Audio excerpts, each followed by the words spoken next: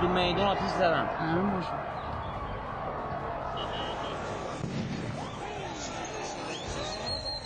Rezimen Iran mencoba mematikan revolusi dengan mematikan internet, tetapi itu benar-benar berbalik arah.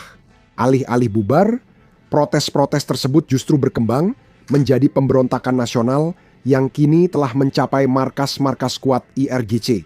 Kampung halaman pemimpin tertinggi Khamenei sudah jatuh. Tadi malam adalah titik balik bersejarah di Iran ketika para pengunjuk rasa di Mossad memaksa pasukan keamanan mundur dan membakar kendaraan polisi di pusat kota. Namun, keruntuhan belum berakhir. Kami menerima laporan bahwa pelabuhan strategis Bandar Abbas telah dikuasai oleh warga sipil, memutus jalur ekonomi vital. Namun, ada kenyataan kelam di balik semua ini. Saat internet terputus, jumlah korban jiwa meningkat. Jadi inilah rincian lengkap malam paling mematikan sejauh ini. Kita mulai dengan adegan mengejutkan tadi malam, saat seorang pengunjuk rasa di mobil menabrak sejumlah petugas keamanan. Silakan lihat.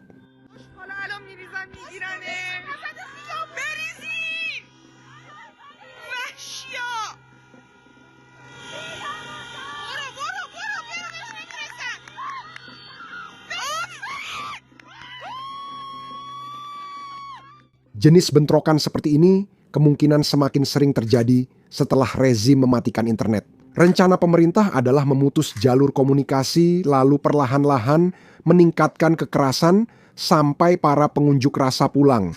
Tapi kenyataannya tidak berjalan seperti itu.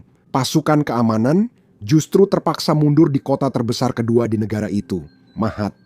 Kini mereka cuma menjaga beberapa gedung pemerintah dan tak bisa menghentikan pengunjuk rasa yang membakar mobil polisi di pusat kota. Ini adalah kemenangan yang sangat besar dan simbolis, karena ini adalah kota tempat Khomeini lahir dan dibesarkan. Kota suci dulunya merupakan wilayah rezim yang sangat kuat, tapi tadi malam kota itu meledak.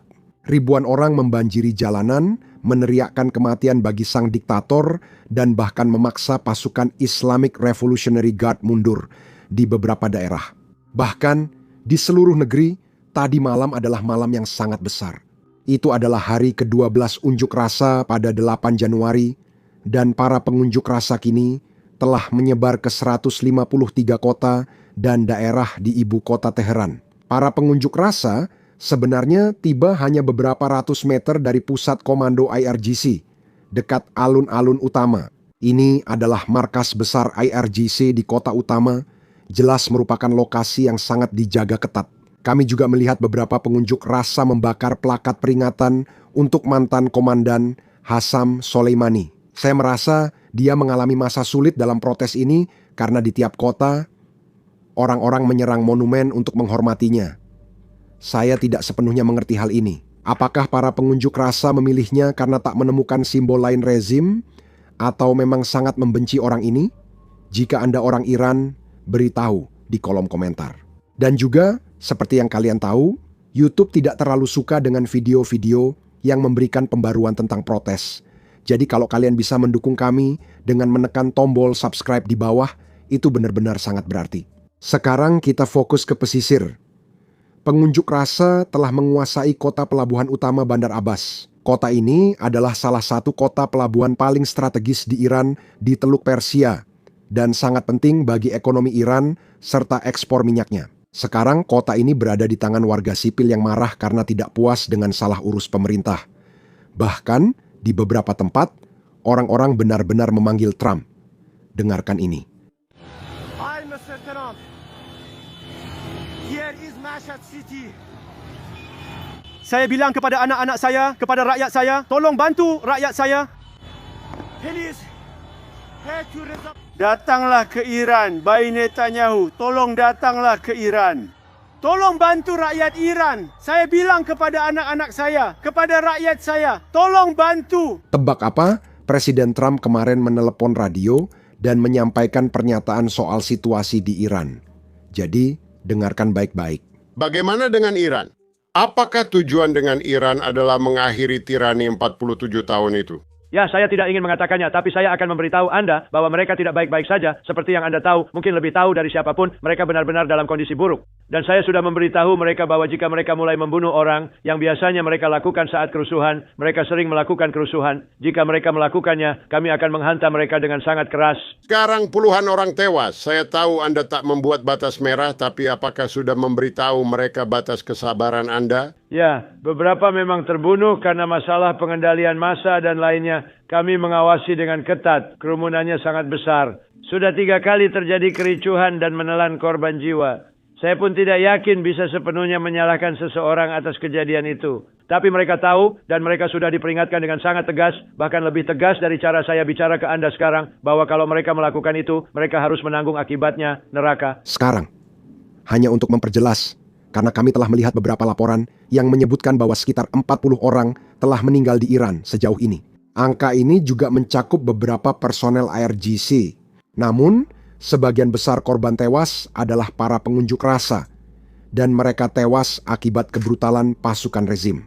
Menurut saya, tidak adil jika semua korban disebut tewas akibat desak-desakan. Selanjutnya, Presiden Trump juga memberi pesan kepada rakyat Iran yang berunjuk rasa dan mempertaruhkan nyawa. Silakan dengarkan. Ada pesan untuk rakyat Iran atau Presiden Trump? Saya hanya ingin mengatakan hargai kebebasan karena tidak ada yang sebanding dengannya. Kalian berani. Sangat disayangkan apa yang terjadi pada negara kalian yang dulunya hebat. Saya ingat bertahun-tahun yang lalu, ketika saya masih menjadi pengembang properti muda, teman-teman saya pergi ke Iran dan mereka sukses besar. Mereka membangun gedung-gedung di Iran. Gedung-gedung itu masih berdiri meski hampir roboh. Saya melihat fotonya. Rumah apartemen sangat sukses di Iran, tapi mereka sudah tiada. Mereka adalah pengembang yang sangat sukses, mereka orang-orang hebat, kebanyakan pengembang dari New York, tapi mereka pergi ke Iran, dan mereka membangun beberapa proyek yang cukup bagus di Iran. Dan saya ingat mereka bilang orang-orangnya hebat, seluruh tempatnya luar biasa, itu pasar yang sangat besar. Dan sekarang lihatlah, lihat apa yang terjadi. Jelas itu adalah malam yang besar karena jutaan orang Iran turun ke jalan menuntut kebebasan mereka. Jadi mari kita lihat gambaran besarnya. Sekarang, seperti yang kalian tahu, ada pemadaman internet, jadi detailnya belum lengkap, hanya berdasarkan info yang ada. Ini adalah protes terbesar terhadap Republik Islam dalam 47 tahun sejarah mereka. Secara nasional, jumlah pesertanya mencapai jutaan orang. Salah satu demonstrasi terbesar terjadi di kota Mahat, kampung halaman Khomeini, dan kota yang dikendalikan secara ketat oleh lingkaran dalamnya. Di Teheran, protes meluas ke lingkungan yang lebih makmur. Pengemudi membunyikan klakson tanpa henti, sementara pedagang bazar mogok di sekitar 50 kota seluruh negeri. Protes mahasiswa juga meletus di setidaknya 36 universitas dengan slogan-slogan anti-rezim yang diteriakkan secara terbuka.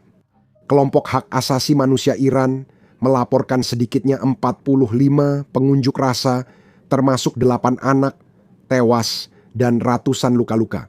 Kemarin terjadi 13 kematian menjadikannya hari paling berdarah sejauh ini. Media pemerintah Iran mengakui kerusuhan, namun menekankan jumlah massa kecil dan dugaan serangan pada pasukan keamanan. Sebuah pola yang menurut para analis mungkin menandakan persiapan untuk penindasan yang lebih keras. Menjelang aksi protes, media sosial seperti Instagram menunjukkan koordinasi publik dan solidaritas yang belum pernah ada sebelumnya. Penutupan toko diumumkan sebelumnya, pesan perpisahan emosional, dan dukungan besar dari Vulture, termasuk yang tidak hadir. Protes diperkirakan masih berlanjut, terutama besok. Keberhasilan gerakan ini tergantung pada kemampuan publik menetralkan aparat represif Republik Islam. Hingga kini, rezim belum sepenuhnya menggunakan kekuatan koersifnya, lebih mengandalkan penangkapan massal dan melukai banyak orang. Jika aksi protes berkembang hingga melampaui keamanan dan lembaga negara, rezim mungkin akan menggunakan kekerasan mematikan secara besar-besaran. Peran Israel dan Amerika Serikat sangat penting bagi keberhasilan aksi protes. Tadi malam, kami melihat laporan pasukan keamanan menembak di beberapa kota, namun itu masih belum seperti yang diharapkan orang-orang. Namun, penting untuk diingat bahwa pemadaman internet masih berlanjut. Dan itu adalah tanda yang mengkhawatirkan. Kami melihat beberapa rekaman yang berasal dari ibu kota Teheran, di mana kami bisa mendengar suara tembakan saat para pengunjuk rasa berbaris di jalanan. Dan karena laporan-laporan seperti ini, tampaknya Iran benar-benar menutup diri dari dunia luar. Kami mendapat laporan bahwa penerbangan dari Turki tidak bisa mendarat di Teheran dan harus kembali ke Istanbul, juga terjadi pada penerbangan dari negara lain. Sekarang, ini kemungkinan besar disebabkan oleh pemadaman listrik yang dilakukan pemerintah untuk menekan protes, tapi bisa juga karena alasan lain.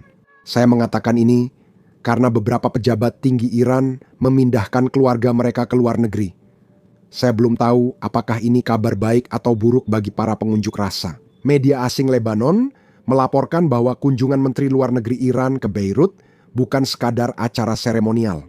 Saat dia tiba, ditemani keluarganya, dia bepergian bersama istrinya, putrinya, dan putra-putranya. Dan, menurut laporan tersebut, dia dan keluarganya diperkirakan akan tetap berada di Lebanon untuk jangka waktu yang tidak ditentukan. Sekarang, agak lucu bahwa Menteri Luar Negeri membawa delegasi ekonomi ke Lebanon. Sementara itu, rakyat Iran sedang memprotes kebijakan ekonomi yang diterapkan oleh pemerintahannya. Bahkan, Menteri Keuangan Amerika Serikat Scott Bessent secara terbuka mengatakan kemarin bahwa ekonomi Iran sedang berada di ujung tanduk. Dia juga menambahkan bahwa Iran dulunya adalah masyarakat makmur yang mempertahankan standar hidup yang tinggi, tetapi sekarang semuanya sedang runtuh. Pada saat yang sama, kita juga memiliki Wakil Presiden J.D. Vance yang membuat pernyataan publik tentang Iran. Saya rasa ini adalah yang pertama sejak protes dimulai. Saya mungkin salah, tapi mari dengarkan pernyataan tentang Iran. Akhir-akhir ini, terjadi protes di Iran. Kota-kota di sana meminta bantuan Amerika Serikat dan Israel, bahkan menamai jalan dengan nama Presiden Trump. Sepertinya ada kesempatan di sini yang mungkin tidak akan datang lagi. Apakah Amerika Serikat akan mendukung warga Iran? Dan jika Israel memutuskan untuk menyerang lagi situs nuklir di Iran, apakah Amerika Serikat diharapkan untuk ikut ambil bagian? Ya, begini, kami tentu mendukung siapapun yang terlibat dalam protes damai, siapapun yang berusaha menegakkan hak mereka untuk berserikat secara bebas dan agar suara mereka didengar. Jelas, rezim Iran memiliki banyak masalah. Dan seperti yang setelah dikatakan oleh Presiden Amerika Serikat, hal paling bijak yang bisa mereka lakukan, itu benar 2 bulan yang lalu. Itu masih benar. Hari ini adalah benar-benar melakukan negosiasi nyata dengan Amerika Serikat tentang apa yang perlu kami lihat terkait program nuklir mereka. Saya akan biarkan Presiden yang berbicara tentang apa yang akan kami lakukan di masa depan. Tapi kami tentu mendukung siapapun di seluruh dunia, termasuk rakyat Iran yang saat ini memperjuangkan hak-hak mereka. Itu saja yang saya punya untuk kalian hari ini. Nama saya Sam, dan saya akan bertemu kalian di video berikutnya. Salah satu tantangan membuat video seperti ini adalah menampilkan banyak serangan drone, meski tanpa korban manusia atau tentara Rusia di video tersebut. YouTube sering mendemonetisasi atau membatasi video kami, bahkan minggu lalu ada 4 video kami yang didemonetisasi menurut YouTube. Konten serangan drone atau rekaman garis depan kurang ramah bagi pengiklan sehingga videonya dibatasi. Tapi inilah kenyataan perang modern dan inilah perang yang sedang dihadapi serta coba untuk bertahan oleh orang-orang Ukraina. Jadi kami percaya penting untuk meliput semua ini dan itulah sebabnya kami meluncurkan platform kami sendiri, Basics Insider. Kami membangunnya dari awal sehingga kami tidak memiliki batasan apapun. Kami tidak perlu mengaburkan serangan drone kami tidak perlu mengaburkan rekaman garis depan kami, dan kami tidak perlu mengaburkan pangkalan udara Rusia yang dihancurkan. Selain itu, kami juga tidak menayangkan iklan apapun di situs tersebut. Dengan begitu, kami tak perlu menyensor diri karena pengiklan tak suka liputan kami. Situs ini didanai dukungan Anda, bukan iklan.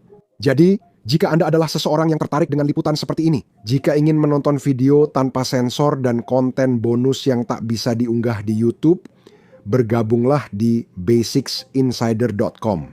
Anda juga bisa klik tautan di deskripsi atau pindai kode QR di layar Anda. Dengan bergabung, Anda bisa menonton semua konten yang sudah kami unggah dan semua video yang akan kami unggah di masa depan. Anda juga mendukung liputan dan channel kami. Terima kasih. Saya Sam. Sampai jumpa di video berikutnya.